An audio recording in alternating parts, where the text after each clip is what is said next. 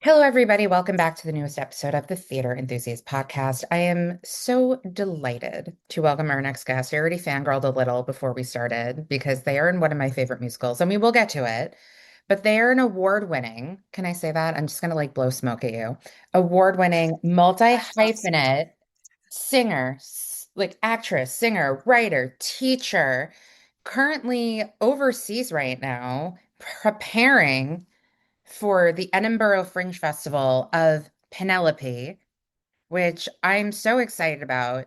They have the Penelope Live at Joe's Pub out now on all music streaming services. Please welcome Grace McLean. Hello. Hi, thank you so much for having Of me. course. Thank you so much. Again, I am so thrilled to chat with you because I also just think you're so fascinating and just so talented and just what you do. I I think I'm talented at many things, but like what you do is just like not anything that I could ever do. Not in a bad way at all. But No, we all you're have our own things. we do. I can like talk to people and make them feel like really great.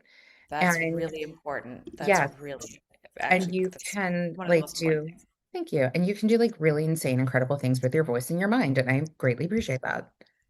Hey, thanks. You're welcome. So I always like starting off with, where are you from? I'm from California. I'm from Costa Mm. Mesa, California, in Orange County. The OC, don't call it that. I was about Yeah, to say that's my favorite Housewives franchise. I know that's not at all. The yeah. OG. Yes, and it's the only one I watch, ironically, and I know not Wow. everybody is like that. I've been told, which I was like, I get it. But yes, so you're from Costa Mesa, OC, or Orange County. Yes, yes. Yeah, I grew up there by the coast, so pretty. Love that I get to go back and look at that.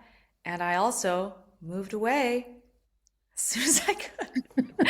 Yeah, I left at 18 to come to New York to come to school and never left. Never have I left. My God. Wow. Yeah. Well, what got you into performing? Well, I am the daughter of musicians. My father was a bassist and sax player and singer. My mom was a singer, and um, she was getting into some Latin percussion towards the end of her career too, so she can like play and read like conga music, which is pretty cool. Um, and as a kid, I just sort of grew up around that stuff. But I was like, well, they have music. My mom's a singer. I'm not gonna be a singer because that's what my mom does. I'm a serious actor. Yes, I'd like to perform, but I'm so serious about it. Give me the Greeks. Give me Shakespeare. Give me the monologues where I cry. And so, yeah, I started taking little acting classes when I was like 8 years old at South Coast Repertory, which is a great regional theater in Costa Mesa. That's still there, been there for decades and decades. Um, and they were really great. And then I went to a performing arts high school called the Orange County High School of the Arts, or OSHA. Couple of them around Southern California. There's also LOXA, which is in LA. I think there's also SOCIA, which is the South Orange County High School of the Arts. Anyway, we got them around. Yeah. Uh, yeah, and then I really thought I was going to just stay in California and go to a school out there. But my when I was in high school, between junior and senior years, I had an acting teacher at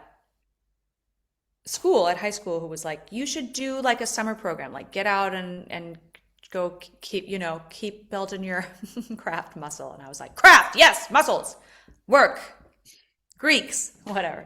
Uh, and I applied to this program at NYU.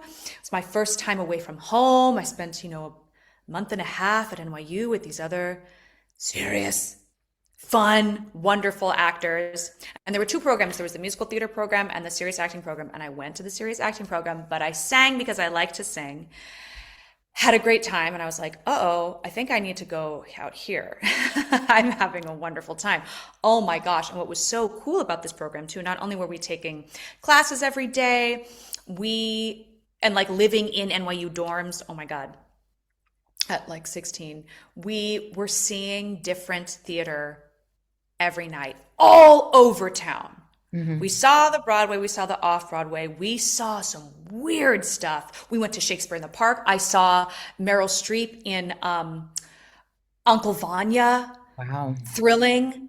I saw Ian Holm in The Homecoming, this Pinter play Yeah. at Lincoln Center, which was just thrilling. And one of my I know you said you'd ask me this later, but I'm going to Oh tell you no, now. One of my you can talk favorite about theater that. experiences was going to see The Homecoming with this group of 16-year-olds because we were like, what? We were having such a good time. It was like it was these power dynamics were shifting in this play in this really like slow, pause filled, but like tense Mhm. manner. And we were like, what is going on? I remember this actress at one point, she just like drank a glass of water and we just watched her drink this glass of water and we're like, she's winning.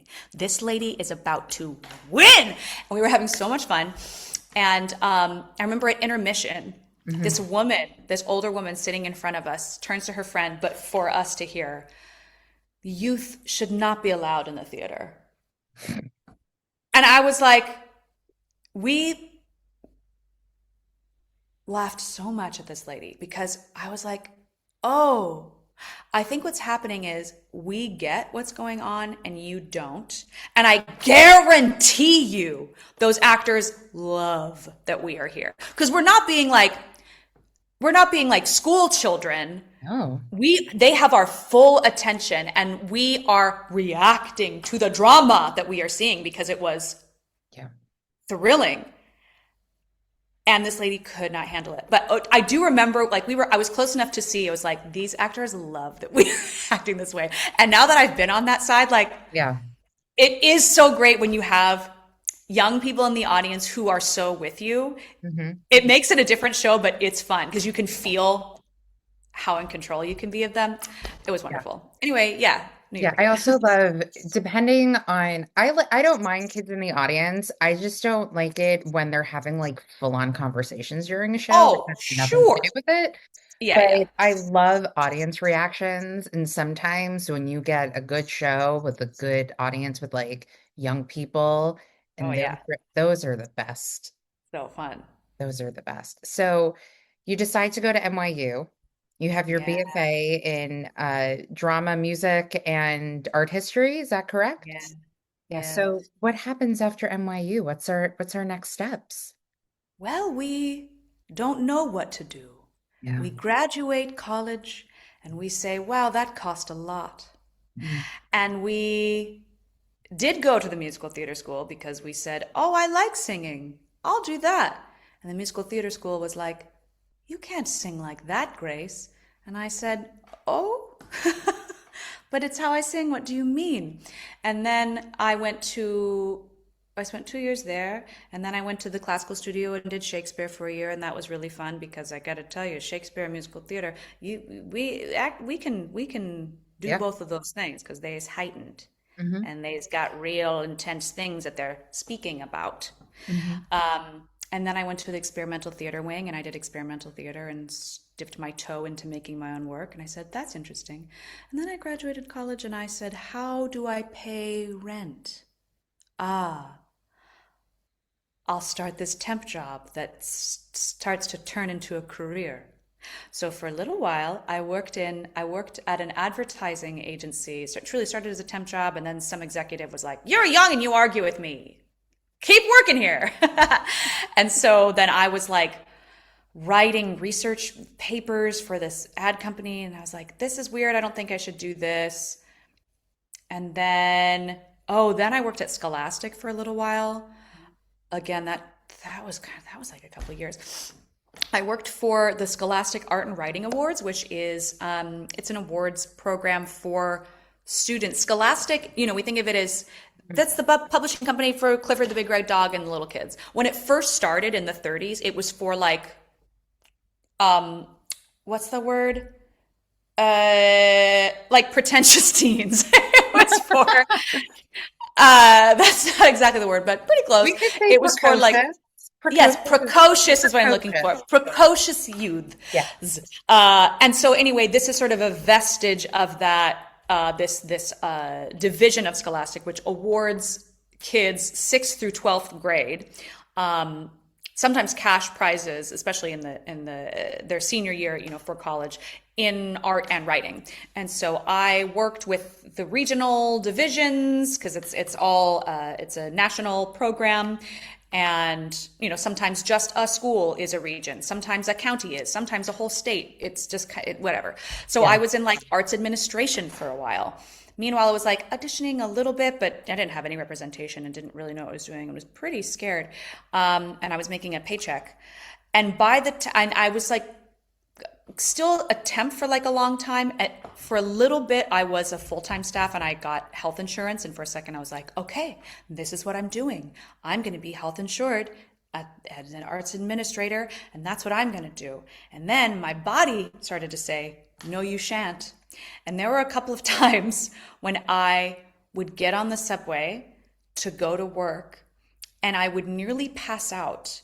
And I'm pretty sure it was my body saying, like, you can't do this because it was good work, but like joyless for me. Yeah.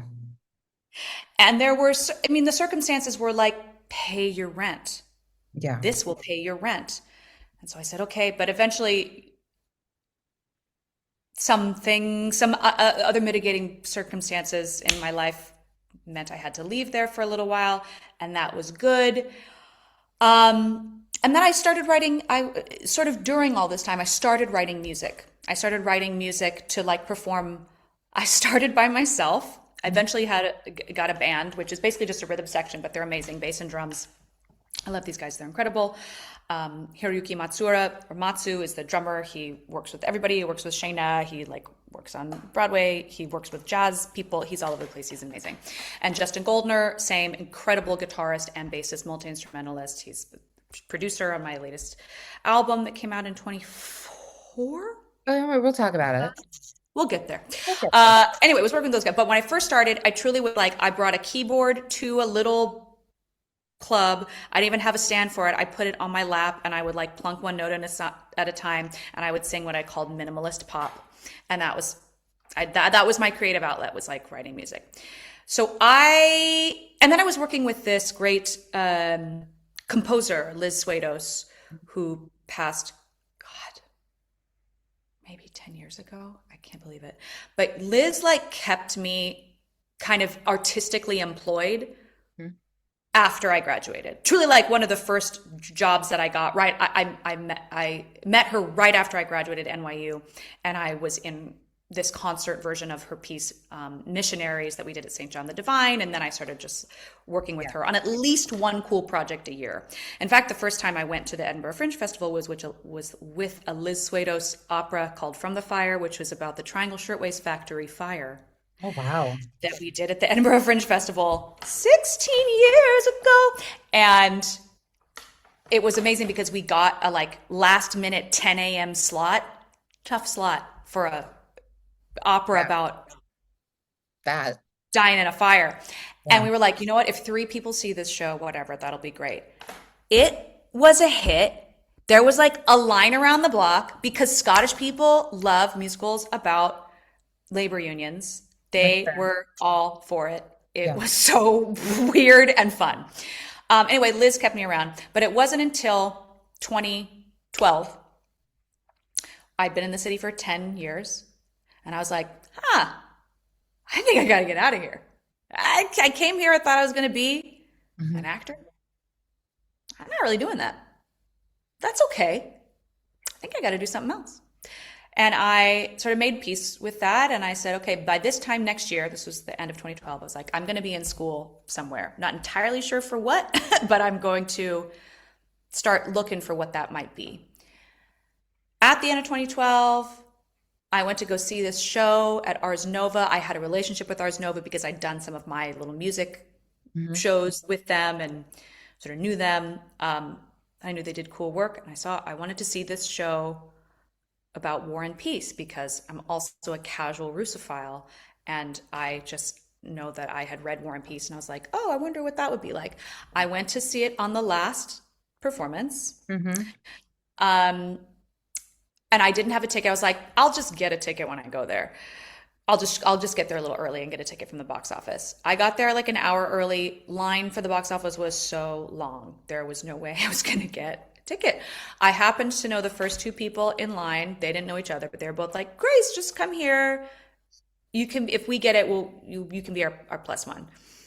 The three of us got in off the wait list. No one else did. I lost my mind. I loved it so much. Natasha, Pierre the Great Comet of 1812, the last performance at Ars Nova in 2012. So beautiful. This was in like October of 2012. In January of 2013, Jason Egan at Ars Nova calls me again. I don't have an agent or anything because I'm not going to do this anymore. This wasn't doing it. And he was like, "Hey, we're gonna transfer this show off Broadway. Will you come and audition for it?" And I was like, "Well, I don't do that anymore, but I really loved that show. It would be nice to just go in there and sort of like say hi. I Mhm. loved your show." So that's what I did. I went and auditioned with like a song I wrote on my ukulele, and then I kept getting called back, and I was like, "Well, I'm not getting this job. Mhm. I'm not getting this job, but I can't tell them no, I'm not going to go to your callback. So I'll go and I'll just be like, hey, I still like the show. I'm going to be somewhere else in school at some point." And then somehow I got in the show and it truly changed my life and my trajectory because I was like 1 foot out the door. I was like, I don't think I'm going to do this anymore. And then that show kept me around to this day. So I'm very grateful uh, to it for keeping me around. And also, it was so special to me for many reasons. Also because like I love War and Peace and I love Tolstoy. I love Russian literature, and it was so fun to just like be inside of a story like that for a couple of years. It was really magical, really Yeah. special time. And you've been with the production since the 10. You went to ART, you came to the Broadway with Mhm. it. Um, like I said, it's my ringtone, well, my alarm clock is the intro to No One Else. Oh, good I wake up, yeah, morning. so I like wake up to the music like pretty much every day when I have to wake up to an Oh, alarm clock. So the show is sweet. just like super duper special. I saw it in the tent and I was just like immediately obsessed with it and just yeah, I saw like four times on Broadway. Ironically, with like a group of school children, one of the performances I went to. Oh, fun. So, yeah. So, what was it like kind of building this character from the 10 to all these different iterations to Broadway? Yeah, to me, that I didn't go to grad school, but that period of working on that show feels like my grad school Yeah. and also like a real sort of meditative process because I had to do it so many times, you know. But I was working with really wonderful actors and Mhm. and really wonderful director. I love Rachel Chavkin so much, and a really wonderful composer, Dave Malloy, genius. Like it was just a great group of people. Um, and getting to continue to build that role and that piece and to find out what it's like to do it a couple hundred times with also different people, coming in Yeah. and out and doing different roles. It just that kind of repetition strengthened a really important muscle. Being acting with really wonderful people strengthened a muscle, and also acting in a show that was already building on some skills that I already had, like because it's not a proscenium show, as you know, like it's an immersive show. We're in and around the audience. That was sort of building on a muscle that I had already been building for myself as a songwriter and performer, where I had a relationship with my audience. I love talking to my audience. I love figuring out banter. I love figuring out how I'm going to lead from one song into another, like all that interstitial stuff. That became very important to be able to to be comfortable doing that in that show because we were so close to people and because we were meant to like Mhm. deliver things to somebody right here and also way over there. That wasn't, I had already started to develop that kind of rapport with my crowd. So getting to continue to use that skill in that show was important. Yeah. Yeah, it's amazing. And so then you were, I also want to bring up Alice by Heart. And the reason being is because I particularly remember seeing the show with my old roommate. and you were on stage doing your thing, and she was looking at the playbill because she couldn't figure out where she knew you from. And so I just leaned in and I said, she was in Great Comet.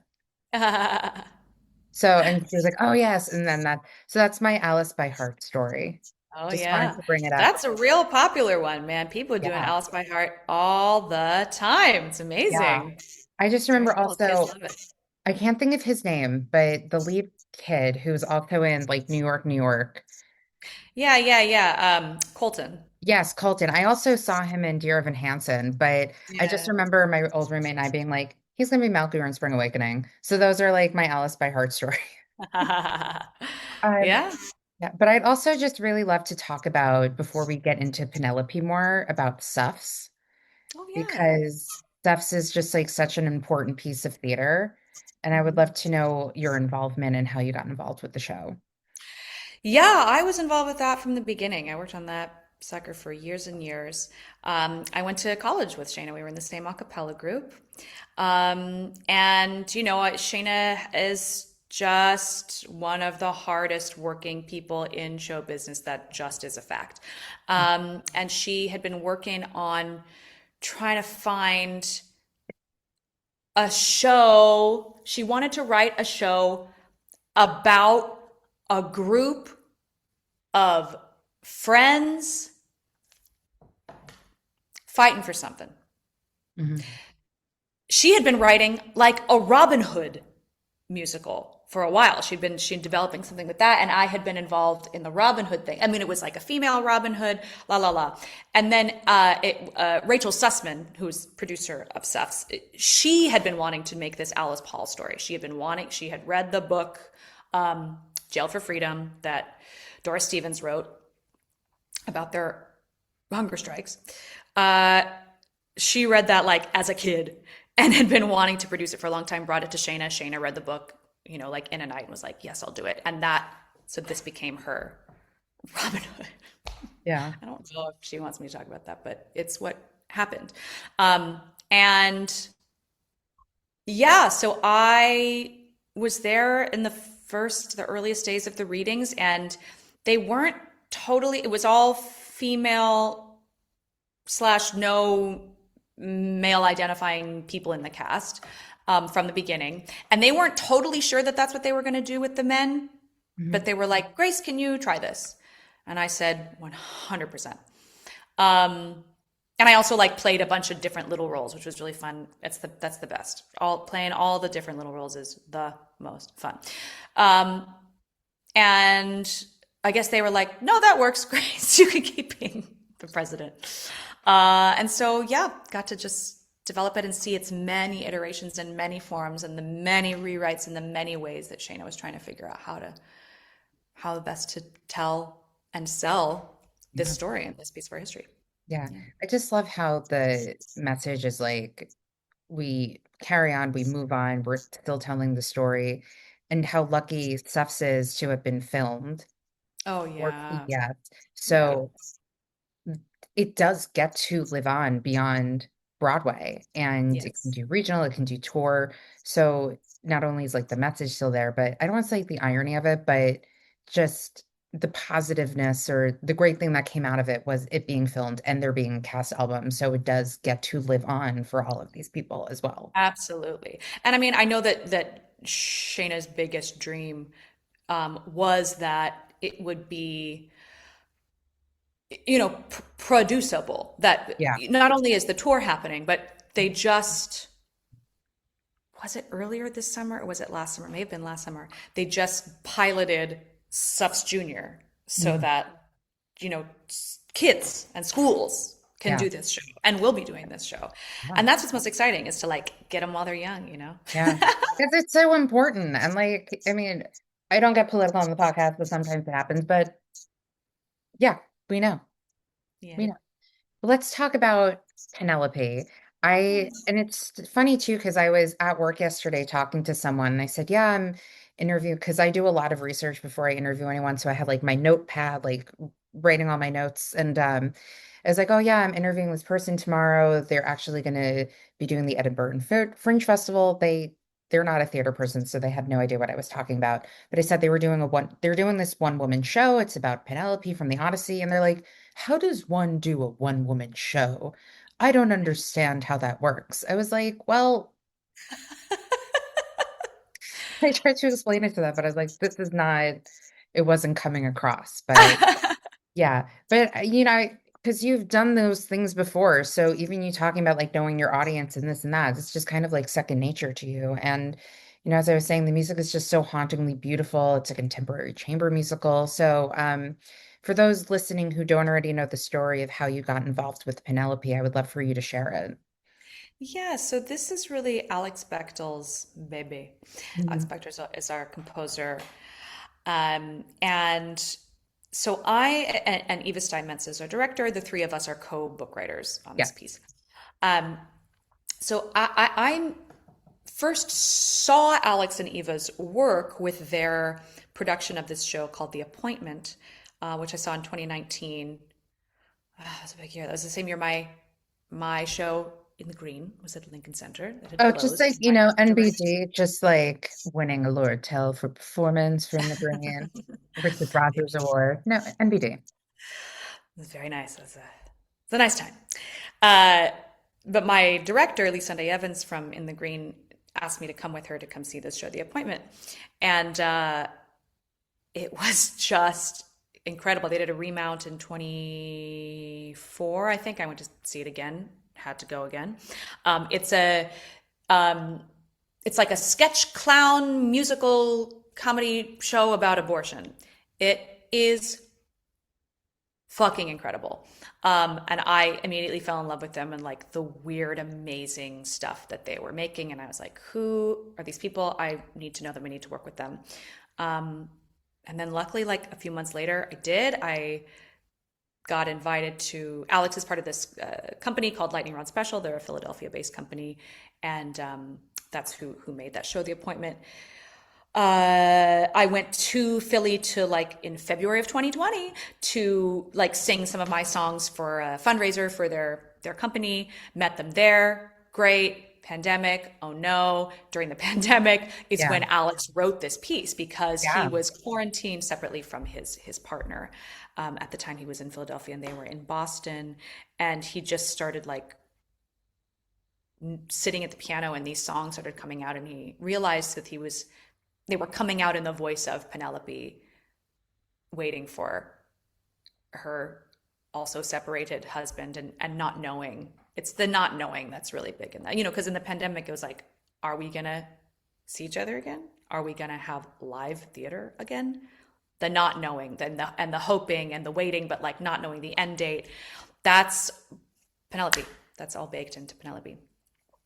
And so Alex wrote this piece, and he was talking with Eva about it, and he made a sort of concept album, just a musical album. And Eva said, "I think this is a theater piece." He said, "I don't know. Let's try it." So we started. They asked me to join them, and I was so excited. Again, I was just like, "Whatever it is, whatever you're doing, I want to do it." I just liked their minds and the things they were making. And yeah, then our collaboration began. And it's interesting, like the waiting and the trying and the not knowing is so a part of this piece, and the COVID of it. Like we had so many concerts set up to like, we tried to do our first concert, and it took us over a year to do it because every time we scheduled it, we would get close, and then someone would get COVID, and we had to cancel the concert. Then we had to reschedule it for months later, and la la la la.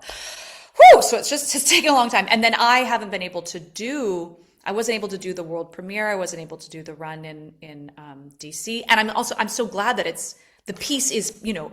producible. It's doable. It's a beautiful piece. I just for myself have been sad that I haven't been able to do it because of other obligations and just things that have kept me from it. So I'm so proud of us that we just made the album. First of all, like that Yeah. was, we've been thinking like, well, what are we going to do? How are we going to get this thing done? And concert's always a good way. Just putting it up in front of people and doing it is just doing it.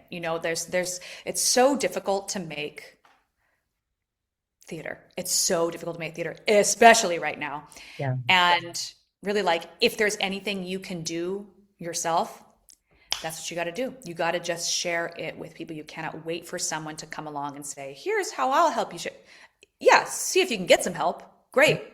But if whatever you can do is, it's just the most important thing, especially because beyond just like reading it and thinking about it, whatever you can show Yeah.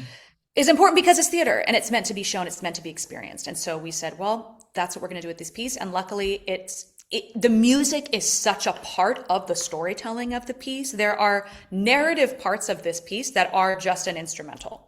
And Yeah. so it works. It's sort of meant to be a concert. So for us to really capture that, I think so beautifully. I'm just really proud of us at Joe's Pub last October, and to be able to share that with people now, that feels like a big achievement. Yeah, we did we did a short run at this theater company called the Ancrum Center for the Arts in Ancrum, New York, upstate last September. We sort of used that as our like deep rehearsal period. We brought that same band to Joe's Pub, 3 days, recorded it. So it felt pretty in our bones, in our blood. And then luckily, Penelope won a Richard Rogers earlier this year. Yeah. So grateful for that.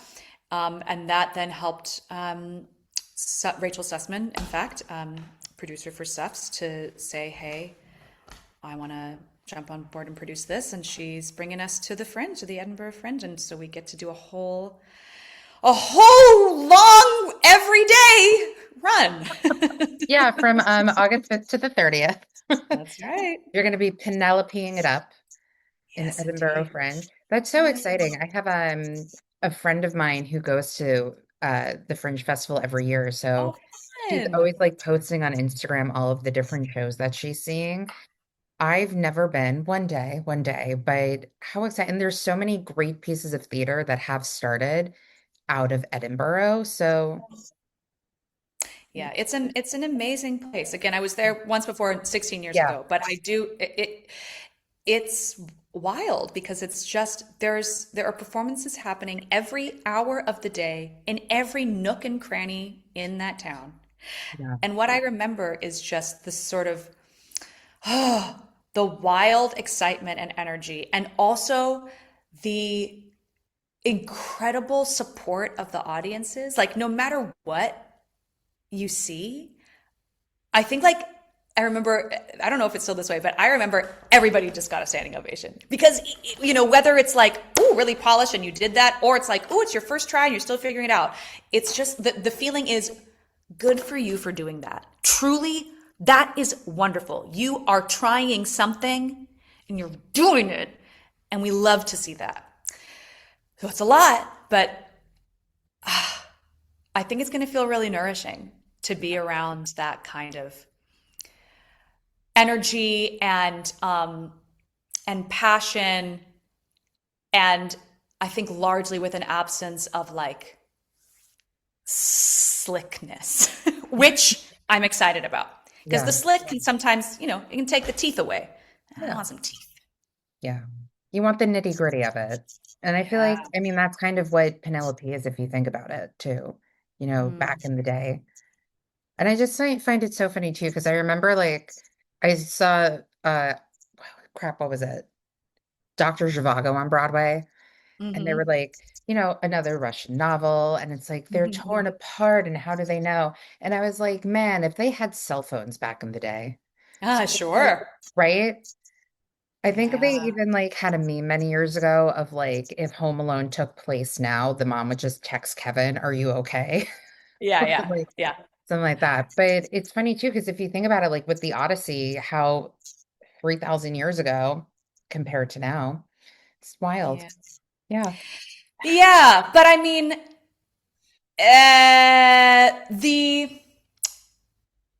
the circumstances may look different, Yeah. but the feeling of Hmm. not knowing, Yeah.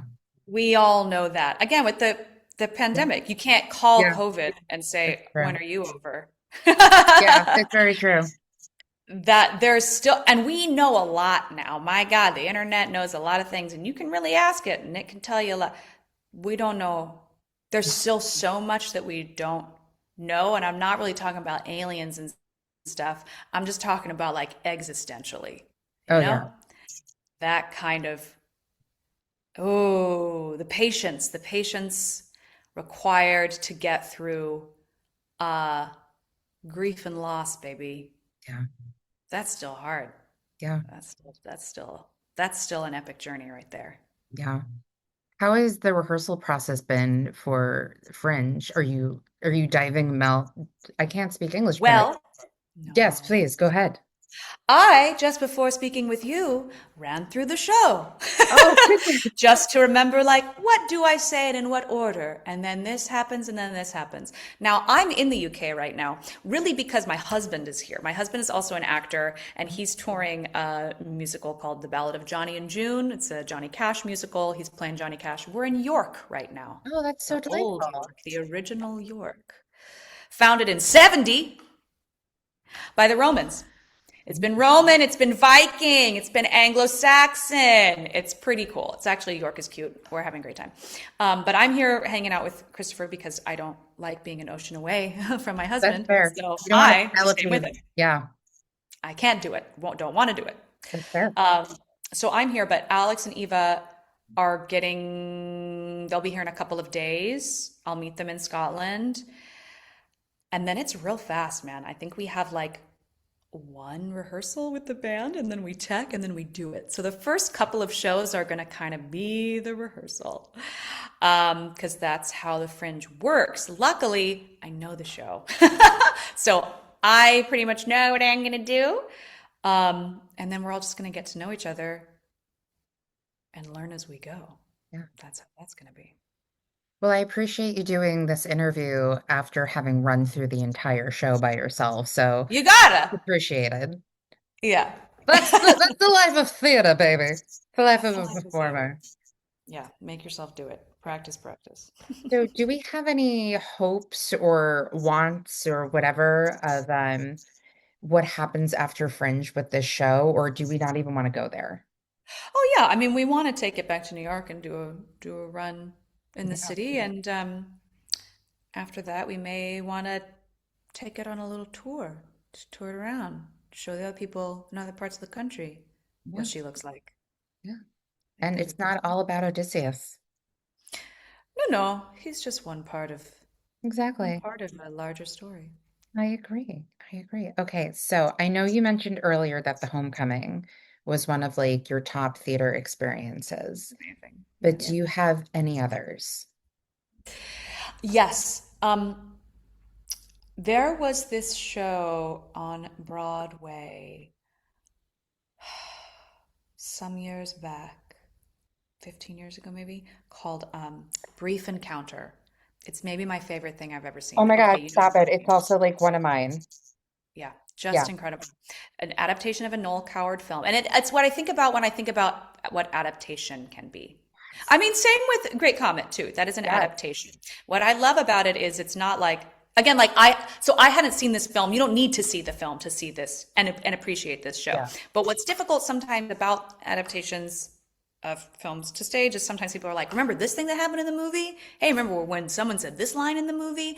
And it's that to me is not an adaptation. That's not. An adaptation, I think, should look at the source material and then adapt it for the medium in Mhm. which you are working.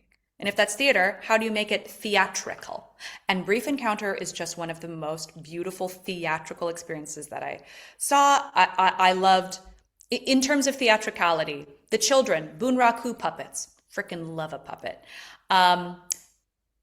People played multiple characters. There were real clowns in the show. I love a clowning sensibility, and I don't necessarily mean a red nose. I mean like physicality telling the story of the world. One of my favorite moments from that show is when in Brief Encounter, it's about these people having this a little affair in like the 40s, maybe 40s or 50s.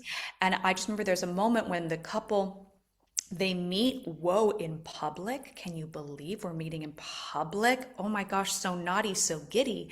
And they go to the Ritz and they have champagne. And what happens is a chandelier lowers and we see the actors like grab onto the chandelier. And what's happening in that moment is we're seeing a physical theatrical representation of that bubbly giddiness. And it's just like it has stuck with me forever. And I think that that's just what theater should do. It should be theatrical.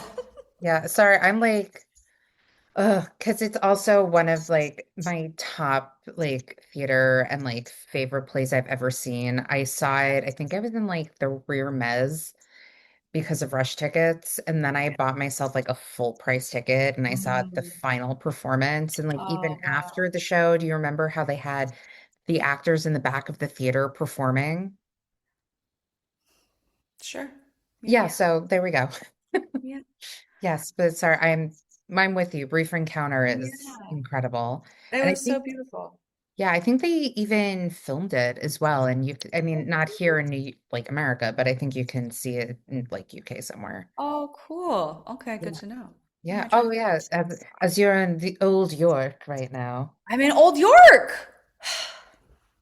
It's pretty cool. Yeah. Do you have any others, or is it those just like the main ones? Those are the biggies that I say. My first Broadway musical was Kiss Me Kate, went with my mom. That was fun. I think we saw that in the afternoon, then we saw Proof in the evening with, and so, it was a good day. Did you see the A lot of good original stuff. proof, or did you see like Absolutely. one of my favorites? Uh, Yeah. do you have any like dream roles or projects that you would want to work on or you're secretly working on? Oh, yeah, I'm working on some things. Um, I'll say I don't know what I'm going to do with this, but I've obsessed with this one part of Anna Karenina, more Tolstoy. Woo! She's a good one. More Tolstoy in the world. I mean, he's pretty freaking good. Yeah. Um, it's interesting because I read Anna Karenina when I was like, I don't know, 17 or 18, and I remember being like, what? She does what? And the book continues? What is happening? Like, I didn't get it. And then I read it again a couple years ago and I was like, I get it. Sometimes you gotta grow into Tolstoy a little bit, as you should. It's a lot of maturity. But something that I love about him is that I feel like every character, whether you like them or not, whether you think Tolstoy likes them or not, doesn't matter. You're gonna get 360. You're gonna get like a deep kind of psychological understanding of where they're coming from. So there's this one woman. I hate this bitch.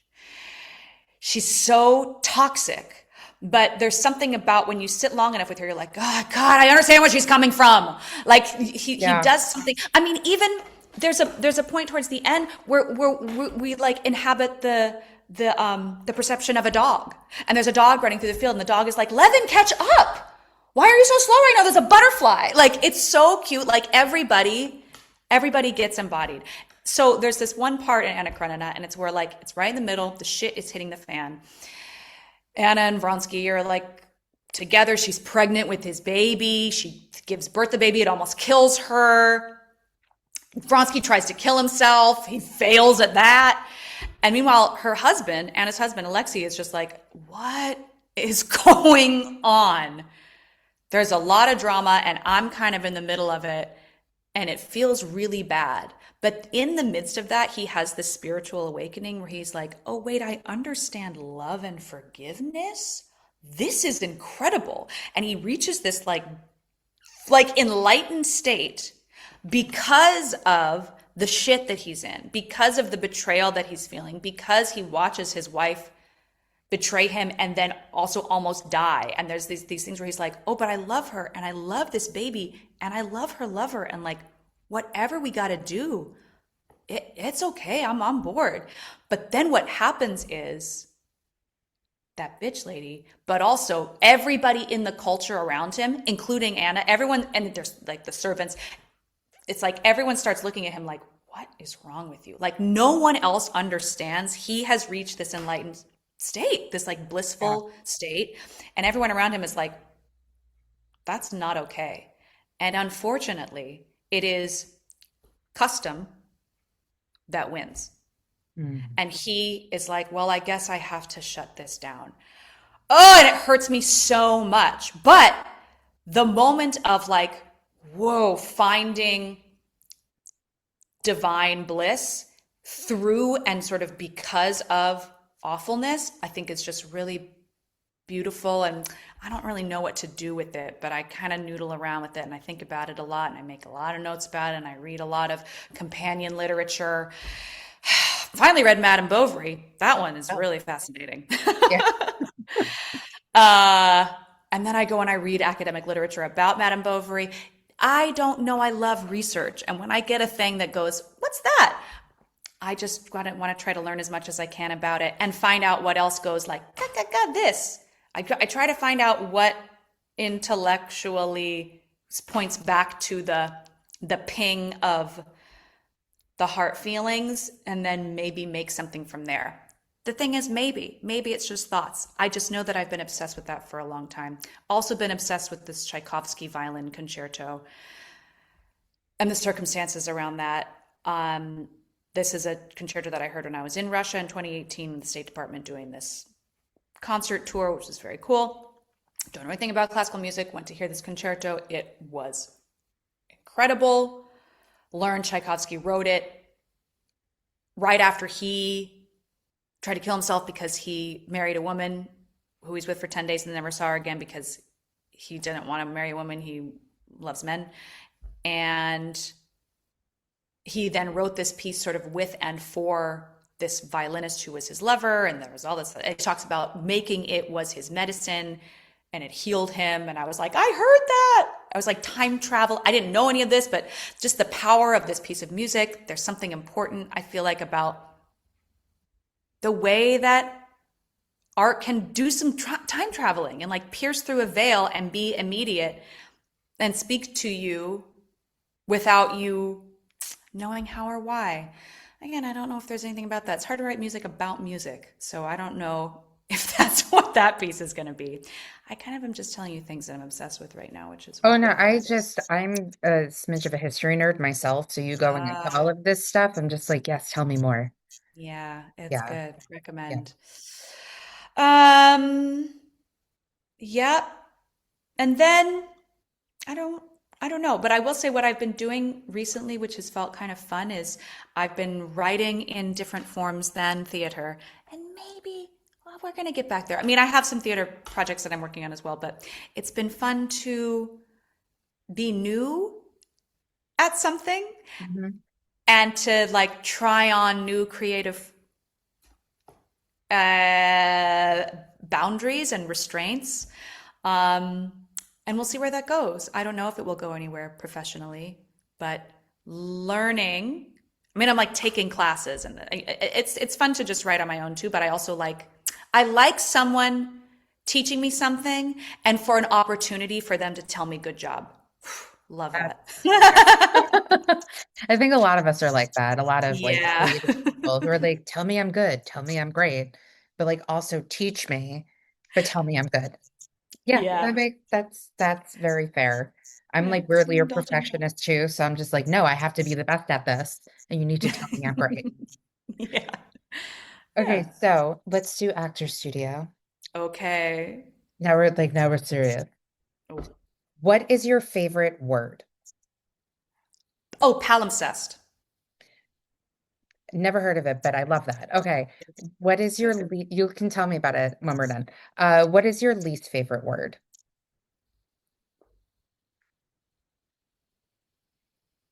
Petty?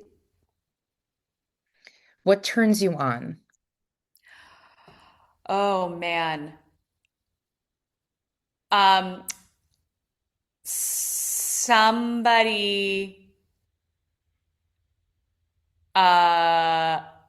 empathy. What turns you off? Um, boredom. What is your favorite curse word?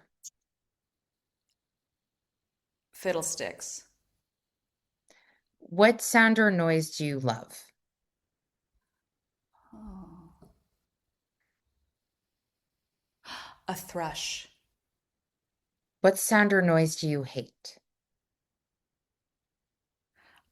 Um, someone licking their fingers. What profession other than yours would you like to attempt?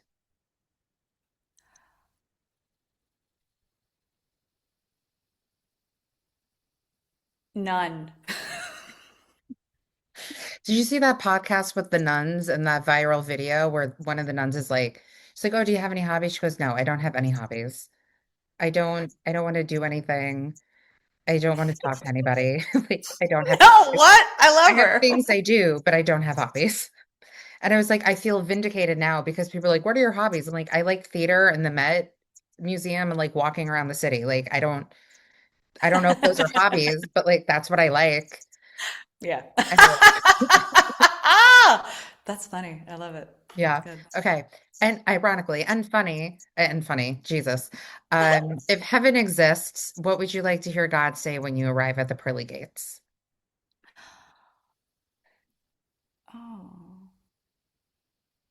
Hmm.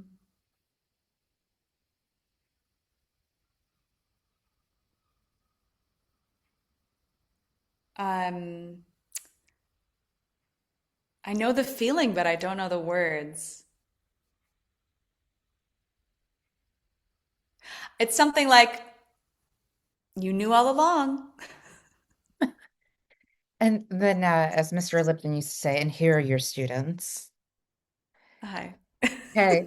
Grace, thank you so much for coming on. It was such a joy to chat with you and just Thanks for like having me. kind of geek out a little bit on like brief encounter. So thank you for that. And also just Yes. like giving into my like great cometness because I've had like two other people who are on Great Comet on, and I've always said like I can do an entire like podcast episode just of Great Comet. Like Yeah, do it. It's one been day. 10 years since we were on Broadway.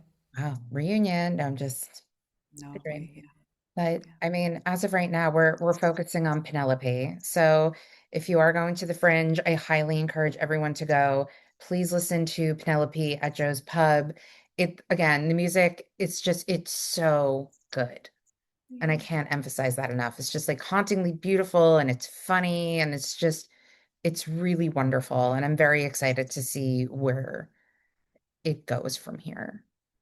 Thank you. You're Yeah. welcome. And everyone, thank you all for listening. And please make sure to stream Penelope live at Joe's Pub wherever you listen to music.